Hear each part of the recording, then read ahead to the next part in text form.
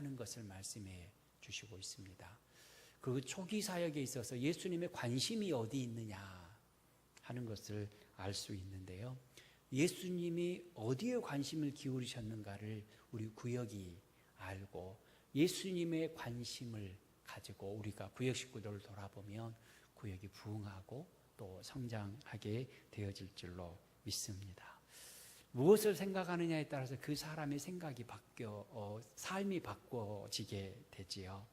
그 사람의 행동을 보면 그 사람이 무엇에 관심을 가지고 있는지, 무엇에 절대적인 가치를 부여하고 사는지를 알 수 있습니다. 예를 들어서 아내가 운전하는 자동차가 사고가 났다라는 소식을 들었을 때 돈의 가치를 둔 남편은 어떻게 말할까?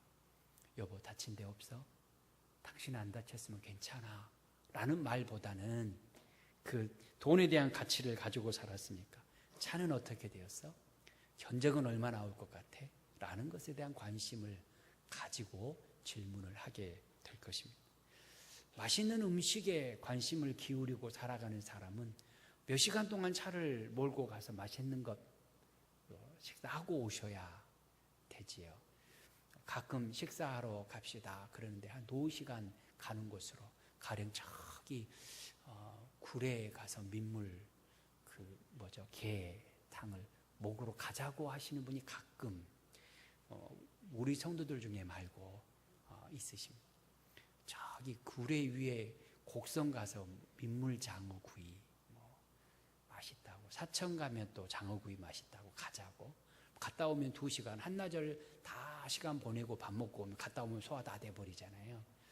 근데 가치를 어디에 두느냐? 맛있는 음식 관심을 두면 그렇게 가더라 것이죠.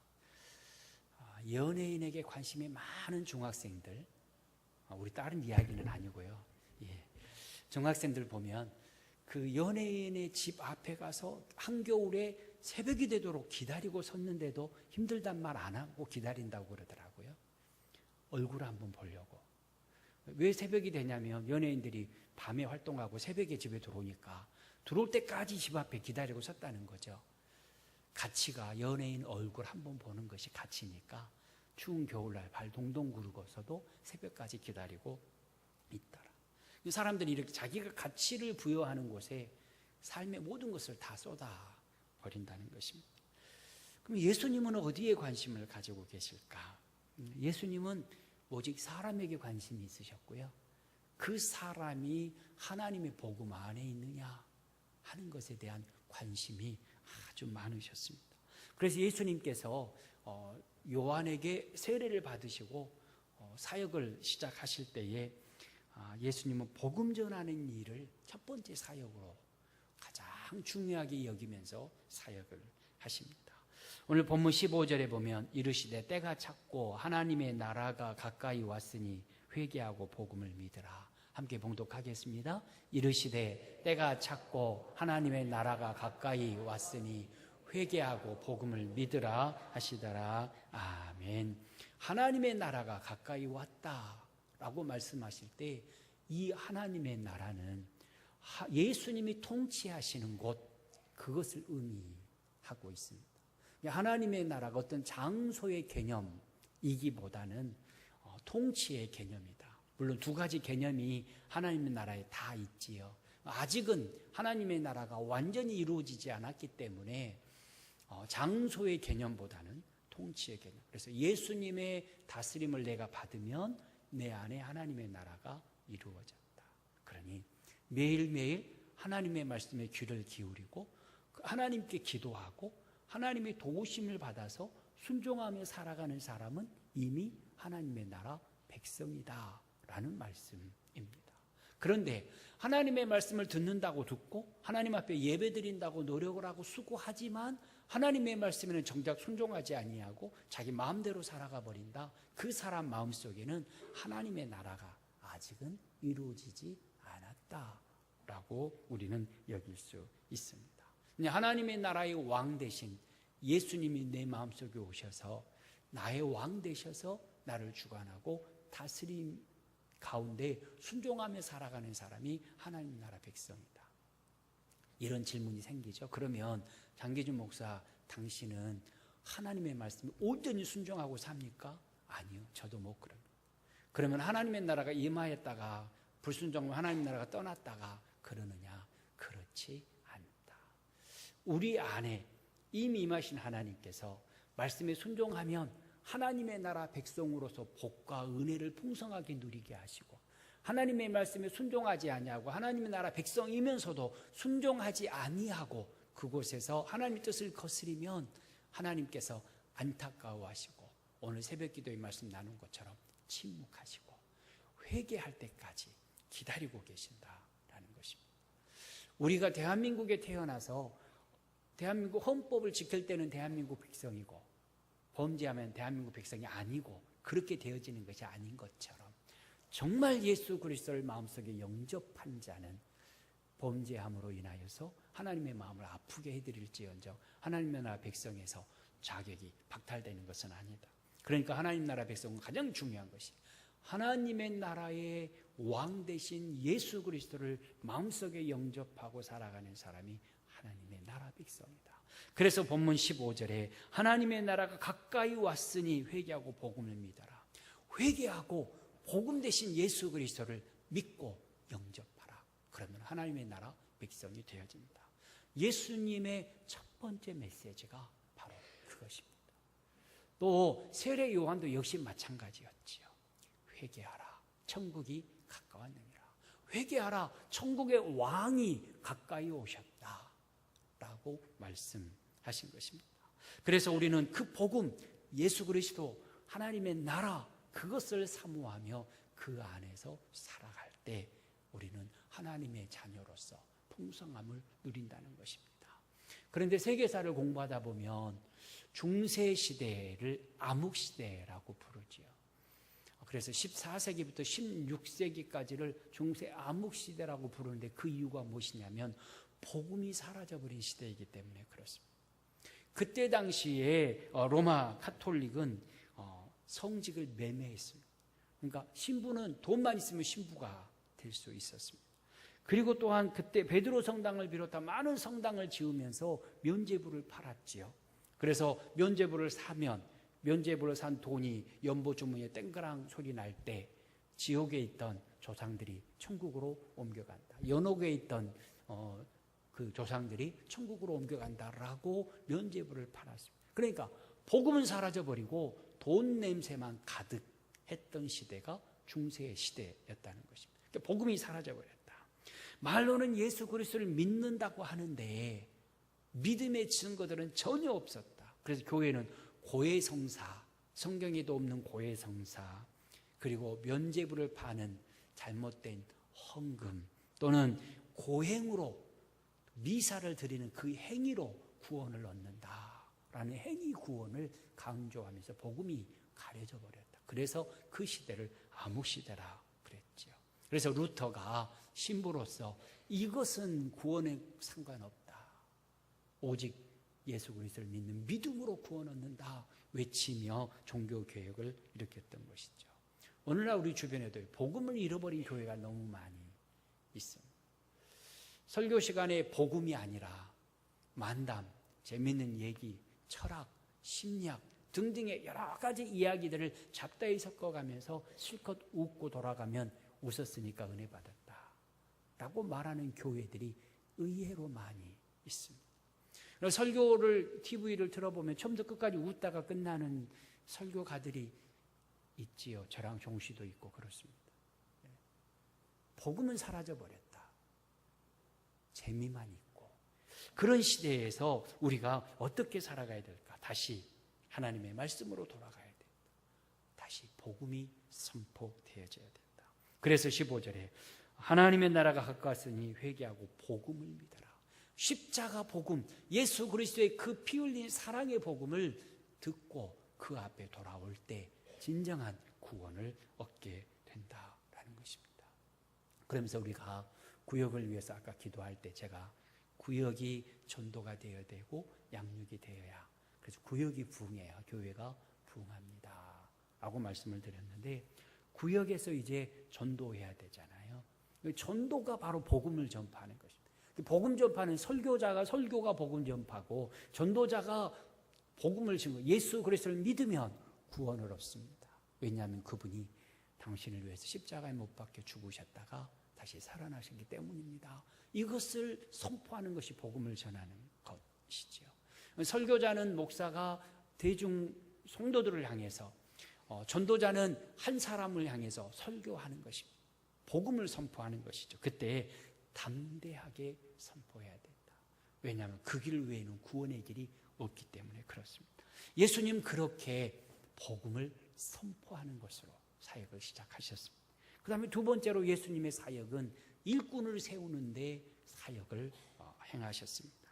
16절, 17절 말씀 쭉 보면 갈릴리 해변으로 지나가시다가 시몬과 안드레가 금을 던지는 것을 보시니 17절 함께 봉독하겠습니다. 예수께서 이르시되 나를 따라오라 내가 너희로 사람을 낚는 어부가 되게 하리라 하시니 아멘. 고기를 잡고 있는 시몬과 안드레, 베드로와 안드레를 부르셨습니다. 그리고 19절에 보면 야고보와 요한도 예수님께서 저들을 불러서 제자로 삼습니다. 그런데 여기서 일꾼을 세울 때 예수님의 기준이 뭐냐? 좋은 가문에 공부 많이 한 사람을 세우신 것이 아닙니다. 예수님은 사도 바울을 미리미리 불러서 제자 삼을 수 있으셨습니다. 랍비, 신앙훈련이 잘 되어 있는 사람들, 좋은 가문의 사람들 얼마든지 불러서 제자 삼으실 수 있었는데 예수님은 그것을 보지 않으셨습니다. 평생토록 갈릴리 바다에서 그물질하던 평범한 어부들을 제자로 부르셨습니다. 그러니까 제자들을 보면 잘 나가는 집안 좋고 가문 좋고 부자고 그런 사람들이 존재하지 않습니다. 머리 좋고 똑똑하고 그리고 학벌 좋은 사람이 아니다. 지도층이 아니다라는 것입니다. 설교회와에 보니까 이런 이야기가 있었는데 참 공감이 되는 얘기였습니다. 예수님이 12제자의 이력서를 가지고 경영 컨설팅 하는 업체에 이 사람들을 한번 자격이 되는지 판정을 한번 해주시오라고 부탁을 했습니다. 요즘에 그 경영 컨설팅 하면서 여러 가지 하잖아요. 그리고 이제 답변이 왔습니다. 답변이 왔는데 인적사항을 검토하고 심리 테스트를 하고 수많은 것을 살펴보았더니 한 명을 제외하고는 너무 학력이 낮고 경험도 부족하고 리더십도 없습니다 라는 답변입니다. 그러면서 사도 베드로는 시몬 베드로는 정서적으로 불안합니다. 화내기 잘하고 정서적으로 불안합니다. 성격도 너무 급합니다. 그래서 제자로서 자격이 없습니다. 또 안드레를 향해서는 안드레 너무 무능력합니다. 남을 지도할 만한 그런 지도자감이 아닙니다.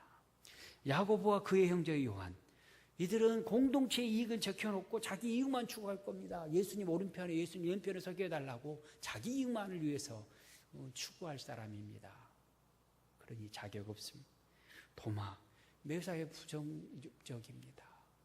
매사에 부정적이어서 질문은 참 많이 하지만 추진력은 또 없는 그런 사람입니다. 마태, 자기 이익을 위해서는 무슨 일이든 할 수 있는 예측할 수 없는 사람입니다. 그 사람 세리 아닙니까?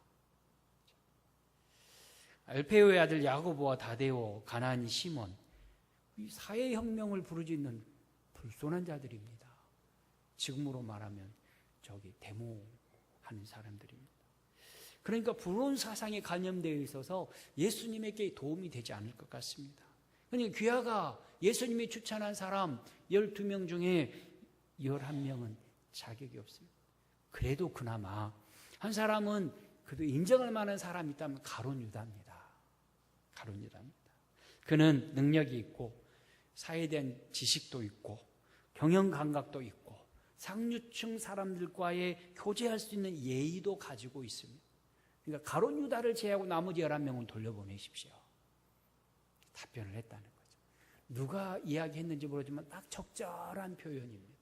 가룟 유다 외에는 정말로 평범하고 리더십도 없고 성격은 그저 그렇고 그런 사람들이 예수님께 모여와 있다는 것입니다. 그렇다면 그들의 특징은 뭘까? 순종입니다. 예수님께서 부르시니까 예하고 달려 나왔다라는 것입니다. 제가 팔불출 좀 되겠습니다.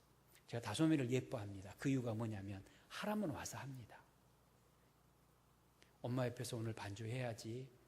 아빠 나 오늘 뭐 1시간 동안 햇볕에 서 있었고 너무너무 피곤하고 그래서 안 하면 안 될까? 그래도 해야 되지 않을까? 그러니까 와서 반주합니다. 그래서 제가 예뻐하고 사랑하고 부끄러워서 고개 숙이고 있습니다. 순종입니다. 순종. 다른 것이 아니고 우리 하나님께서 우리를 보실 때 예뻐하시는 것은 다른 부분이 아니고 헌금 많이 하고 공부 많이 하고 뭐 얼굴 예쁘고 뭐 이것이 아니라 하나님 앞에 나와서 순종하는 것. 연합 구역 예배다. 그러니까 교회로 나와서 예배하는 모습을 하나님께서는 어여삐 여기시고 우리를 착하다, 귀하다, 아름답다 인정해 주신다는 것입니다. 그래서 오늘 18절에 보면 그들은 곧 그물을 버려두고 예수님을 따르니라. 나를 따라오라.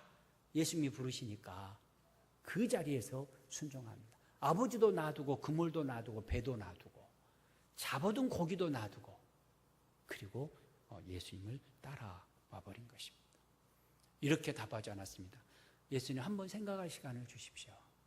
내가 그래도 가장인데 내 아내한테 허락도 받아야 되겠고 사랑하는 자녀들에게 아빠가 이렇게 갈 거니까 엄마 말씀 잘 들으라고 권면도 해야 되겠고 나 사흘만 시간 주십시오. 그러지 않았다는 것입니다. 그 즉시 순종하고 달려갔습니다. 20절에도 보면 야고보와 그의 형제 요한도 부르시자 그 즉시 순종합니다. 다 버려두고 갔습니다. 성경에는요 그렇게 순종하며 따라가는 자를 하나님이 쓰셨습니다. 창세기 12장에 아브라함이 등장을 합니다. 하나님께서 아브라함에게 너의 본토 친척 아비 집을 떠나 너 고향도 친척도 아버지 집도 다 떠나라 버려두고 그 즉시 순종하며 갔습니다. 하나님 한번 생각해보고 결정하겠습니다. 요즘 시대가 어떤 시대인데 이사를 함부로 결정하겠습니까? 그렇게 하지를 않았다는 것입니다. 즉각 순종했다. 우리가 하나님의 말씀에 예수 그리스도의 부르심에 성령님이 깨닫게 하시는 그 은혜 앞에 즉각 순종할 때에 물론 그것이 하나님의 뜻인가 아닌가는 분별해 본 다음에 즉각 순종할 때 하나님께서는 우리를 일꾼 삼아 주신다.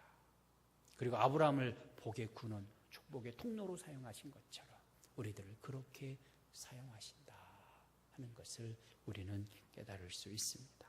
그래서 예수님은 초기 사역에 복음을 선포하셨고 두 번째는 일꾼을 부르시는데 순종할 사람을 불러주셨다. 그리고 세 번째 예수님은 치유 사역을 하십니다. 고치시고 치유하시는 일을 초기 사역에 하셨습니다. 갈릴리에서 복음을 전파하시고 일꾼을 세우셨습니다. 그리고 베드로의 집에 들어갔는데 베드로의 장모가 열병에 걸려서 일어나지를 못하고 있었습니다. 바로 그들을 향해서 복음을 증거하고 치유하시는데 그 전에 귀신 들린 자의 치유가 먼저 등장을 하지요. 회당에 예수님께서 들어가셔서 하나님 나라의 복음을 가르치셨습니다. 그러자 귀신 들린 자가 거기에서 외치지요. 24절 말씀 우리 함께 봉독하겠습니다. 나사렛 예수여 우리가 당신과 무슨 상관이 있나이까? 우리를 멸하려 왔나이까? 나는 당신이 누구인 줄 아노니 하나님의 거룩한 자니이다. 아멘. 지금 24절에 보면 귀신이 두 가지를 알고 있습니다. 첫 번째는 예수님이 하나님의 거룩한 자라는 것을 알았습니다. 귀신은 영적인 존재이기 때문에 우리보다 그 부분은 더 잘 알지요. 그래서 하나님의 거룩한 자라고 알고 있습니다. 이 하나님의 거룩한 자는 하나님의 아들이라는 의미가 있고 하나님의 보내신 사람이라는 의미를 가지고 있습니다. 그리고 그것이 통상적으로 메시아를 지칭할 때 쓰이는 말이 하나님의 거룩한 자입니다.